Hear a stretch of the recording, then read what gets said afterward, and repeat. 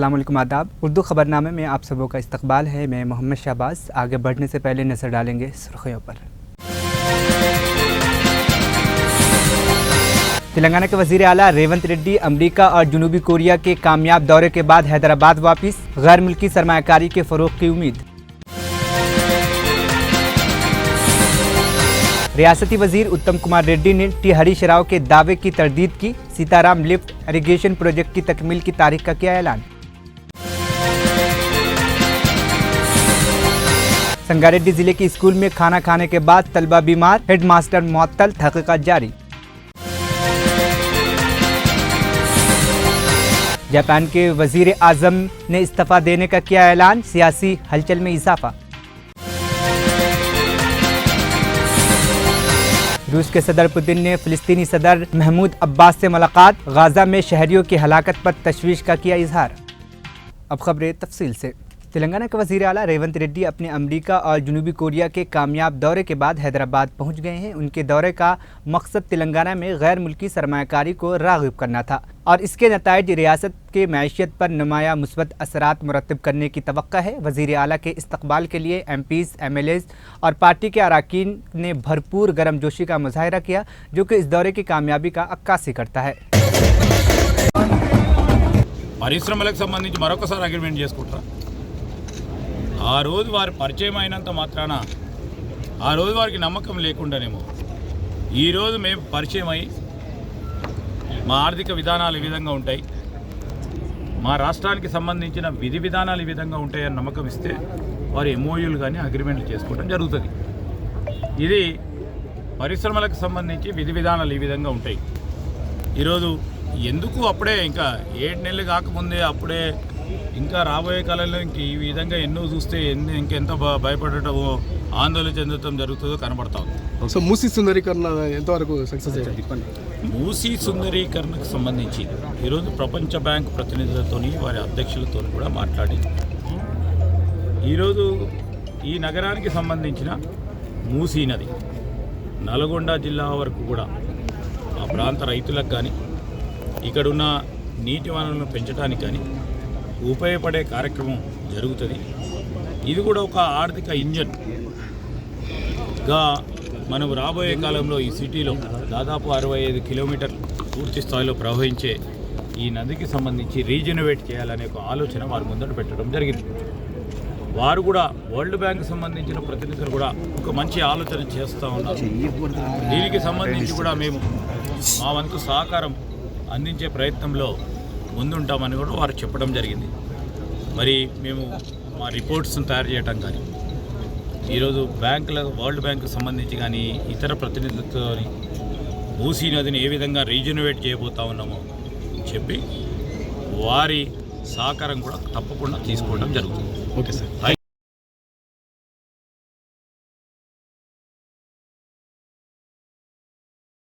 रियासती आबपाशी और शहरी सप्लाई के वजीर उत्तम कुमार रेड्डी ने BRS के साबिक वजीर टी हरीश राव के उस दावे को मुस्तरद कर दिया कि सीताराम लिफ्ट इरिगेशन प्रोजेक्ट का 90% काम मुकम्मल हो चुका है। उत्तम कुमार रेड्डी ने इस दावे को मज़हक का खैस करार देते हुए वजाहत की कि BRS हुकूमत के तहत सिर्फ 39% काम मुकम्मल हुआ है। वजीर ने ऐलान किया है कि वजीर आला रेवंत रेड्डी 15 अगस्त को सीताराम प्रोजेक्ट के पंप्स को ऑन करेंगे और यकीन दिलाया कि ये प्रोजेक्ट 15 अगस्त 2026 तक मुकम्मल फाल हो जाएगा। మంత్రి గారికి నల్గొండ జిల్లాలో వేరే లిఫ్ట్ ఇరిగేషన్ యొక్క ప్రారంభోత్సవం ఉంది. అయినా సరే మంచి రోజు నేను వీలైతే రేపైనా పెట్టుకుందామని అనుకున్నాం, కానీ కాదు మంచి రోజే చేయాలి, మంచి పని, నేను ఏదో రకంగా వెసులుబాటు చేసుకొని మళ్ళీ మిరియాలు కూడా వస్తాను, దయచేసి ఈరోజే వస్తానని చెప్పినందుకు ఖమ్మం జిల్లా రైతాంగం పక్షాన మంత్రి గారికి ధన్యవాదాలు తెలియజేస్తూ, మంత్రి గారికి 2-3 విజ్ఞప్తులు. దీని చరిత్ర మీకు నిన్న కూడా రివ్యూ చేశారు. ఇది 17లో అనుకున్నాం. అంతకుముందు రాజశేఖర రెడ్డి గారు ప్రారంభించినటువంటి రాజీవ్ సాగర్, ఇందిరా సాగర్ రాష్ట్ర విభజనలో ఇందిరా సాగర్ భూభాగం ఆంధ్ర ప్రాంతానికి వెళ్ళటం మూలాన రాజీవ్ సాగర్ ప్రాజెక్టుకి అలైన్మెంట్లో వైల్డ్ లైఫ్, ఫారెస్ట్ అత్యధికంగా ఉండటం మూలాన కేవలం పంపులు, పైపులే తీసుకొచ్చి ఆ రోజు కార్యక్రమం ఆగిపోయింది ఆయన గారి మరణంతో. తర్వాత వచ్చినటువంటి ప్రభుత్వాలు దాన్ని పట్టించుకోలేదు. అయినా సరే దీని ఎట్టి పరిస్థితుల్లో గోదావరి జలాలు అత్యంత ఎక్కువ ఎత్తు తక్కువ. तेलंगाना के मुताबिक सरकारी हॉस्टल्स में एसीबी की टीमों ने अचानक मुआयना किया, जहां उन्होंने हॉस्टल्स के जिम्मेदारों से तफसीलात हासिल की और अशियाए खुर्द नोश का मुआयना किया। उसके साथ ही टीमों ने हॉस्टल्स में फराहम करदा दीगर सहूलतों का भी जायजा लिया ताकि किसी भी किस्म की बदअनवानी या सहूलतों की कमी का पता लगाया जा सके।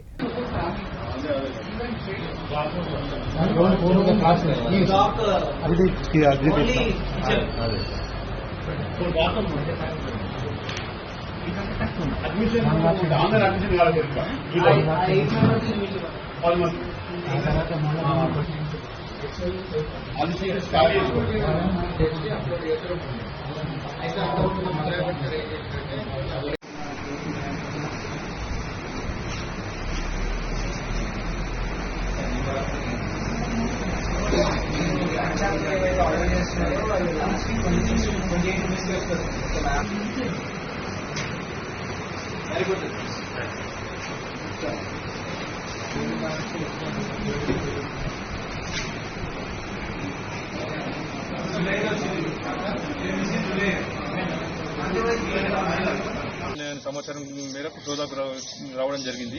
వచ్చి అందరం అందరు అధికారులతో కలిసి పరిశీలిస్తే లోపల రైస్ కానీ పప్పులు కానీ అన్ని నాసిరకంగా ఉండి పూర్తిగా వంటకు సరిగా ఉపయోగకరంగా లేని పరిస్థితుల్లో ఉన్నాయి. మెనూ ప్రకారంగా కూడా వారు సరిగా భోజనం పెట్టడం లేదు. అలాగే వాష్రూమ్స్ అన్ని డోర్స్ లేకుండా క్లీనింగ్ లేకుండా చాలా డర్టీగా ఉన్నాయి. అదే పరిసరాలు కూడా ఏం బాగా లేకుండే. వెంటనే వచ్చి హాస్టల్ వెల్ఫేర్ ఆఫీసర్ వార్డెన్ కోసం ఆరాధిస్తే అతను మార్నింగ్ ఆబ్సెంట్ ఉండే లేడు. తర్వాత విషయం తెలుసుకొని ఫోన్ స్విచ్ ఆఫ్ చేసుకోవడం జరిగింది. దాంతో వాళ్ళ పై అధికారులని మహబూబా నుంచి పిలిపించాము, విచారణ చేస్తున్నాము. ముఖ్యంగా మెనూ ప్రకారంగా డైట్ పెట్టడం, మంచి పౌష్టికాహారం ఇవ్వడం, నీట్నెస్ తర్వాత ఇవన్నీ ఉండే అవన్నీ కూడా ఏం పాటించట్లేదు. దీనిపై మొత్తం అంతా విచారణ జరిపి మా డీజీ గారికి మేము రిపోర్టు ఇవ్వడం జరుగుతుంది. దానిలో భాగంగానే అన్ని శాఖలకు చెందిన అధికారులు, మా ఇన్స్పెక్టర్లు మరియు మా సిబ్బంది అందరం వచ్చి కూడా ఈ తనిఖీలు నిర్వహించడం జరుగుతుంది.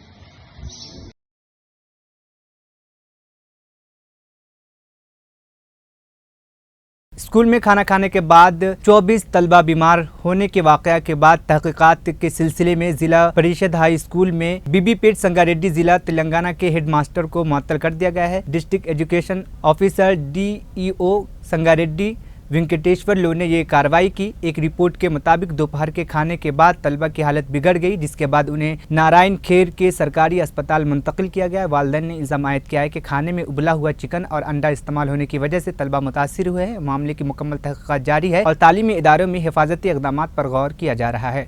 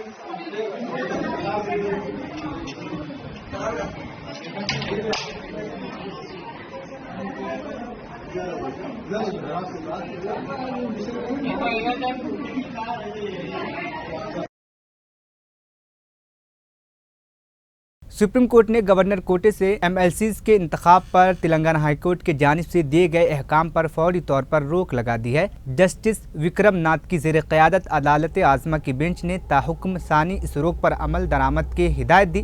बीआरएस के लीडरान डी श्रावण और के सत्यानारायण ने सुप्रीम कोर्ट में दरखास्त दायर करते हुए कहा था कि उनकी तकर्री को नज़रअंदाज करके गवर्नर कोटे से नए एमएलसीज मुंतखब किए गए हैं। अदालत ने दरखास्त गुजारों के दरखास्तों पर गौर किया कि गवर्नर के कोटे से नए MLCs की तकर्री को रोका जाए, लेकिन इससे इनकार कर दिया और कहा कि इस इकदाम से गवर्नर और हुकूमत के हुकूक की खिलाफ वर्जी होगी। अदालत ने हुकूमत को जिम्मेदारी सौंपी कि वो वक्तन फवक्तन तकर्रियां करें और इस मामले की समाअत 4 हफ्तों के लिए मुलतवी कर दी। जस्टिस विक्रम नाथ और जस्टिस प्रसन्ना बाला की बेंच ने गवर्नर और रियासती हुकूमत को नोटिस जारी किए, जो इस केस की फरीक़ैन हैं। मरकजी वजीर किशन रेड्डी ने मुशराबाद डिवीज़न में मुख्तलिफ तरक्याती प्रोग्रामों का आगाज़ किया, जिसमें CC रोड की तामीर शामिल है। इस मौके पर MP लक्ष्मण और MLA मुत्ता गोपाल और दीगर BJP लीडरान भी मौजूद थे। किशन रेड्डी ने हैदराबाद को हाईटेक शहर करार देते हुए हुकूमत से पुराने शहर की तरक्की पर तवज्जो देने का मुतालबा किया। उन्होंने कहा कि शहर के आमदनी ज़्यादा होने के बावजूद बुनियादी सहूलतों के लिए मख्तस फंड में इंसाफ नहीं किया जा रहा है। किशन रेड्डी ने इस बात पर भी अफसोस जाहिर किया कि हाईटेक सिटी एरिया की तरक्की पर तवज्जो दी जा रही है, लेकिन पुराने शहर की तरक्की नज़रअंदाज की जा रही है। उन्होंने रियासत के वजीर आला से अपील की है कि हैदराबाद शहर की तरक्की के लिए मख्तस फंड्स में इजाफा किया जाए ताकि शहरियों को बेहतर बुनियादी सहूलतें फराहम की जा सके।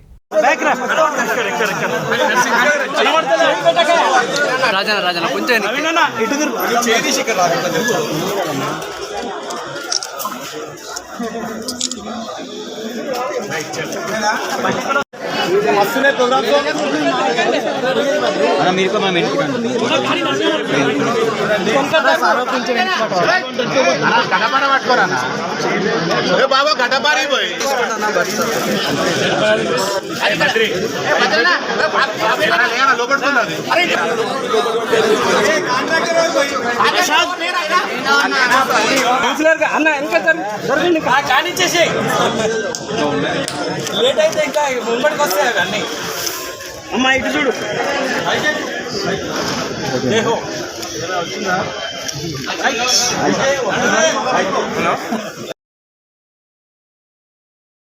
समाजवादी पार्टी के सरबराह और उत्तर प्रदेश के साबिक वजीर आला अखिलेश यादव ने बीजेपी पर इंतखाबी अमल को मुतासिर करके जमहूरियत को कमजोर करने की कोशिशों का संगीन इल्जाम आयद किया है। अखिलेश यादव ने कहा कि उनकी पार्टी लोकसभा इंतखाब के बाद आइंदा ज़िमनी इंतखाब 2027 के असम्बली इंतखाब में बीजेपी को शिकस्त देने के लिए तैयार है। अखिलेश यादव ने पार्टी के रियासती हेडक्वार्टर में कारकुनान से खिताब करते हुए बीजेपी पर इल्जाम लगाया कि वो जमहूरी निज़ाम को तबाह करने और इंतखाबी अमल को मुतासिर करने की कोशिशें कर रहे हैं। उन्होंने कहा कि बीजेपी जमहूरियत को कमजोर करना चाहती है और इसके खिलाफ मुहतात रहने की ज़रूरत है। बीजेपी की नीयत ठीक नहीं है। साबिक वज़ीर आला ने मज़ीद कहा कि रवा साल लोकसभा इंतखाब में समाजवादी पार्टी ने बीजेपी को शिकस्त दी है और आइंदा ज़िमनी इंतखाब 2027 असम्बली इंतखाब में भी उनकी पार्टी बीजेपी का सफाया करने के लिए मुकम्मल तैयार है।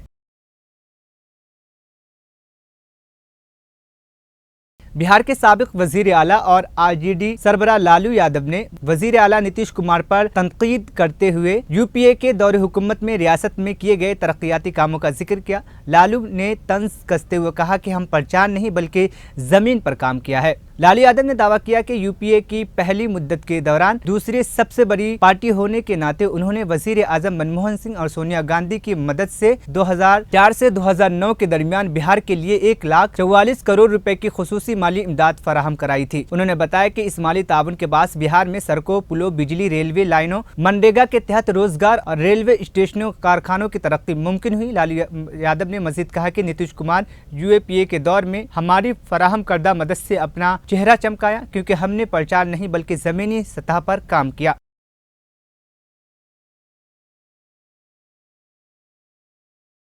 कांग्रेस सदर मल्लिकार्जुन खड़गे ने बुध को मोदी हुकूमत पर शदीद तनकीद करते हुए बेरोजगारी को हुकूमत की सबसे बड़ी लानत करार दिया। उन्होंने कहा कि हर साल 2 करोड़ नौकरियां पैदा करने का जुमला हर हिंदुस्तानी के साथ धोखाधड़ी की अलामत है। खड़गे ने बेरोजगारी के मौजूदा सूरत हाल का तस्करा करते हुए एक हालिया खबर का हवाला दिया, जिसमें बताया कि मुंबई में पुलिस कांस्टेबल के लिए 1258 ओहदों के लिए 1.11 लाख खवातीन ने दरखास्त दी है। जापान के वजीर आजम ने मुल्क में सियासी हलचल मचा दिया जब उन्होंने आइंदा माह इस ओहदे को छोड़ने का ऐलान किया। जापान के वजीर आजम ने मीडिया से बात करते हुए कहा कि वो बरसरे इक़्तिदार लिबरल डेमोक्रेटिक पार्टी LDP के सदारती ओहदे का इंतखाब होती है तो वो वजीर आजम के ओहदे से इस्तीफा दे देंगे। जापान के वजीर आजम ने वाज़ेह किया कि पार्टी के सदर के तौर पर दोबारा इंतखाब नहीं लड़ेंगे और उनके इस फैसले से ये वाज़ेह हो गया है कि वो LDP के नए लीडर के मुंतखब होने तक वजीर आजम के ओहदे पर बरकरार रहेंगे। रूस के सदर व्लादिमीर पुतिन ने फ़लस्तीनी अथॉरिटी के सदर महमूद अब्बास से मुलाकात के दौरान गाज़ा में शहरियों की हलाकत पर गहरी तशवीश का इजहार किया। रूसी सरकारी टेलीविज़न के मुताबिक सदर पुतिन ने कहा कि हमें सबसे ज़्यादा शहरियों को नुकसान पर तशवीश है और उन्होंने फ़लस्तीन और फ़लस्तीनी अवाम की मुकम्मल हिमायत का वादा किया। यह मुलाकात गाज़ा के एक स्कूल पर इजरायली हमलों के बाद हुई, जिसमें 11 बच्चों समेत कम अज़ कम 93 अफराद हलाक हो गए थे। इजरायली फ़ौज का कहना है कि इस कार्रवाई में 31 अक्सरियत पसंद मारे गए हैं। मॉस्को ने हमेशा मशरिक़ी वस्ता के तमाम बड़े ममालिक बशमूल इजराइल और फ़लस्तीनियों के साथ ताल्लुकात को मतवाज़न करने की कोशिश की है। ताहम इजराइल हमास जंग और यूक्रेन पर रूस के हमले के बाद सदर पुतिन इजराइल के दुश्मनों हमास और ईरान के करीब हो गए हैं। फ़लस्तीनी वज़ारत सेहत के एदाद शुमार के मुताबिक गाज़ा पर इजराइली हमलों में अब तक 39,929 अफराद हलाक हो चुके हैं।